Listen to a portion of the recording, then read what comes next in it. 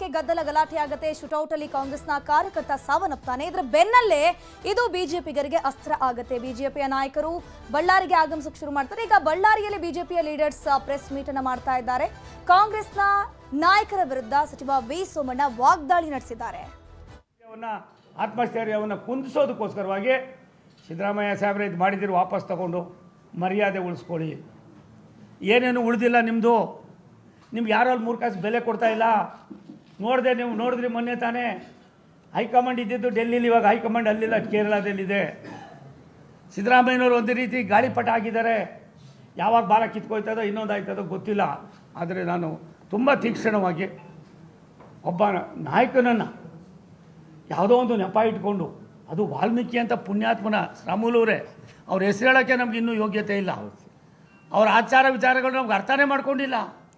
ಅಂಥ ಪುಣ್ಯಾತ್ಮನ ಹೆಸರಿನಲ್ಲಿ ಅವ್ರು ಯಾರು ಅಂತಲೇ ಗೊತ್ತಿಲ್ಲ. ನೋಡಿದೆ ಆತನ ಭಾಷೆನ, ಅಲ್ಲಿ ಯಾರೋ ಹುಡುಗನ ಭಾಷೆ ನೋಡಿದೆ.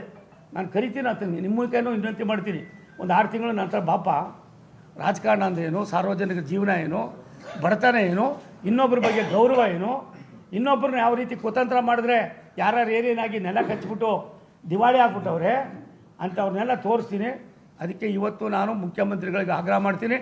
ಗೃಹ ಮಂತ್ರಿಗಳು ಸಂಭಾವಿತರು, ಅವ್ರದ್ದೇನು ನಡೀತಾ ಇಲ್ಲ ಇವರೇ. ಈ ಗಾಳಿಪಟ ಕೆಲಸ ಎಲ್ಲ ಆಗಿದೆ. ಆದರೆ ಒಂದು ಸತ್ಯ, ನಾನು ನಿಮ್ಮಲ್ಲಿ ತಮ್ಮ ಮೂಲಕ ಸರ್ಕಾರವನ್ನು ಆಗ್ರಹ ಮಾಡ್ತೀನಿ, ಇದನ್ನು ಎನ್ಕ್ವೈರಿ ಕಾನ್ಸ್ಟಿಟ್ಯೂಟ್ ಮಾಡಿ. ನಿಮ್ಗೇನಾದ್ರು ಸತ್ಯತೆ ಹೊರಬರಬೇಕಾದ್ರೆ ನೀವು ಹೈಕೋರ್ಟ್ನ ಸಿಟ್ಟಿಂಗ್ ಜಡ್ಜನ್ನು ಕೊಡಿ.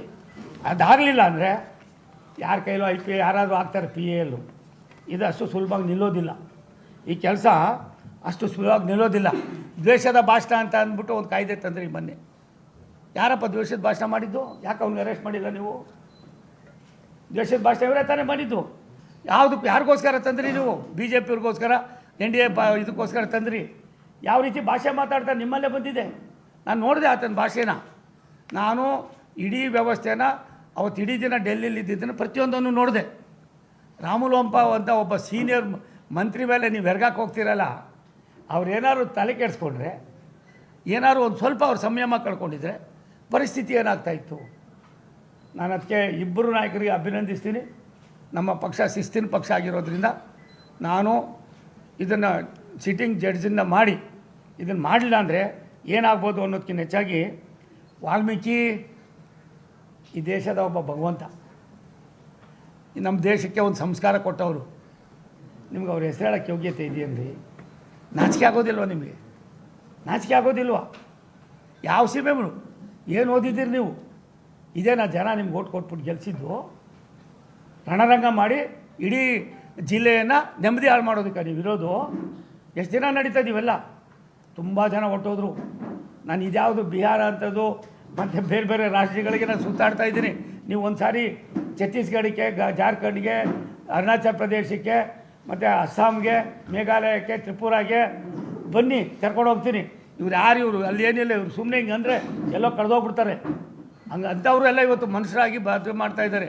ರಾಷ್ಟ್ರದ ಪ್ರಧಾನಮಂತ್ರಿಗಳ ಚಿಂತನೆ ದೇಶ ಅಭಿವೃದ್ಧಿ ಆಗಬೇಕಾದ್ರೆ ರಾಜ್ಯ ಅಭಿವೃದ್ಧಿ ಆಗಬೇಕು ಅಂತ ನಾವೆಲ್ಲ ಮಾಡಿ, ಎಲ್ಲ ಕಾಂಗ್ರೆಸ್ನವ್ರು ಇದ್ದರೂ ಕೂಡ MP ಗಳು ಅವರೇ, MLAಗಳು ಇದ್ದರೂ ಕೂಡ ನಾವು ಸಾವಿರಾರು ಕೋಟಿ ರೂಪಾಯಿನ ತಂದು ಇಲ್ಲಿ ಆಗ್ತಾ ಇರೋದು ಈ ಭಾಗ ಅಭಿವೃದ್ಧಿ ಆಗಬೇಕು. ಈ ಭಾಗದಲ್ಲಿರೋ ಜನ ಮೇಲ್ಪಂಕ್ತಿಗೆ ಬರಬೇಕು. ನ್ಯಾಷನಲ್ ಹೈವೇ ಇರ್ಬೋದು, ಮತ್ತೊಂದು ಇರ್ಬೋದು, ನಾವು ಕೊಡ್ತಾ ಇರೋಕ್ಕಂಥ ಪ್ರಾಜೆಕ್ಟ್ಗಳು ಯಾವ ರೀತಿ ಇದೆ ಅದನ್ನು ಎಲ್ಲ ಒಂದು ಕಡೆ ಉಪಯೋಗ ಮಾಡಿಕೊಂಡು ಸೇವೆ ಮಾಡಿ ಮತ್ತೊಂದು ಸಾರಿ ಗೆಲ್ಲೋದಕ್ಕೆ ಏನಾದ್ರು ರಿನ್ಯೂವಲ್ ಮಾಡ್ಕೊಳ್ಳೋಪ್ಪ ಅಂದರೆ, ಅಯ್ಯೋ ಒಂದು ಮನೆ ಕಾರಣಕ್ಕೆ ಅವ್ನಿಗೆ ಏನು ಭಾಷೆ ಬರ್ತದ್ರಿ? ಅವನೇನು ಯಾವ ಶಾಲೆಯಲ್ಲಿ ಓದವನೋ ಗೊತ್ತಿಲ್ಲ ಪುಣ್ಯಾತ್ಮ. ಇದು ಒಳ್ಳೆಯದಲ್ಲ. ಇಂಥವ್ರನ್ನ ನಾವು ಶಾಸಕರು ಅಂತ ಹೇಳ್ಕೊಡೋದು ನನಗಂತೂ ಅಸಹ್ಯ ಆಯಿತು. ಅವನ ಭಾಷೆಗಳನ್ನು ಕೇಳಿ ಅನಧಿಕೃತ ಬ್ಯಾನರ್ ಹಾಕಬಾರ್ದು ಅಂತ ಹೇಳಿ ನ್ಯಾಯಾಲಯದ ಕಟ್ಟಪ್ಪಣ ಆದೇಶಗಳಿದ್ದಾವೆ. ಆದರೂ ಕಾರ್ಪೊರೇಷನ್ ಕಮಿಷನರ್ಸ್ ಅವರೆಲ್ಲ ಅಪ್ಪ ಒಂದು ನಿಮಿಷ ತಾಳಪ್ಪ. ಕಾರ್ಪೊರೇಷನ್ ಕಮಿಷನರೇ ಎಲ್ಲ ಚೀಫ್ ಸೆಕ್ರೆಟರಿ ಆದಿಯಾಗಿ ಈ ರಾಜ್ಯದ ಬಾಲಬುಡುಕರಾಗಿದ್ದಾರೆ. ನಮ್ಮಲ್ಲಿ ಈ ಥರದ್ದು ಒಂದು ಇನ್ಸ್ಟೆನ್ಸ್ ಕೊಡ್ರಿ ದೇಶದಲ್ಲಿ. ಒಂದು ರೀ ಕಾರ್ಪೊರೇಷನ್ ಕಮಿಷನರ್ ಏನು ಮಾಡ್ತಾನಪ್ಪ ಅವನು? ಅವ್ನಿಗೇನಾಗಿದೆ? ಅವ್ನು ಚೇರ್ ಉಳ್ಕೋಬೇಕು. ಸಿದ್ದರಾಮಯ್ಯನಿಗೆ ಏನಾಗಿದೆ? ಅವ್ರ ಚೇರ್ ಉಳಿಬೇಕು. ಸಿದ್ದರಾಮಯ್ಯನವ್ರಿಗೆ ಆ ಚೇರ್ ಉಳಿಬೇಕು, ಇವ್ರಿಗೆ ಈ ಚೇರ್ ಉಳಿಬೇಕು. ಇಂಥ ಯಾರೋ ಇಂಥ ತಿಳಿಗೇಡಿಗಳು ಎಲ್ಲೋ ಫ್ಲೂಕಾಗಿ ಸರಿ MLA ಆಗ್ಬಿಟ್ಟು ಇಂಥ MLA ಆದವರು ನಾಮಾಶೇಷ ಆಗಿರ್ತಕ್ಕಂಥದ್ದು ನಾನು ಬೇಕಾದ್ರೆ ಒಂದು 500 ಜನದ ಹೆಸರು ಹೇಳ್ತೀನಿ.